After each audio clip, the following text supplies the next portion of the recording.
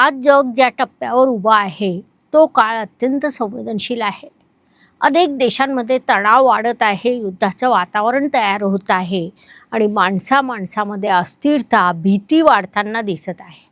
अशा वेळी जर आपण केवळ स्वतःपुरता विचार करून चालणार नाही, आपण विचार केला पाहिजे जगाचा, आपल्या देशाचा, आपल्या समाजाचा, सनातन धर्माचा आणि सगळ्यात महत्त्वाचं म्हणजे माणुसकीचा.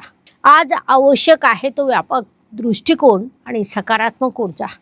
आपल्या सनातन संस्कृतीत मंत्र, प्रार्थना, जप आणि सकारात्मक संकल्प याच्या माध्यमातून जगात सकारात्मक ऊर्जा निर्माण करण्याची परंपरा आहे. याच भावनेतून मी तुम्हाला काही अत्यंत साधे पण प्रभावी आध्यात्मिक उपाय सांगणार आहे. हे उपाय तुम्हाला व्हॉट्सअप चॅनलवर नियमितपणे दिले जातील. त्या चॅनलची लिंक डिस्क्रिप्शनमध्ये आहेच.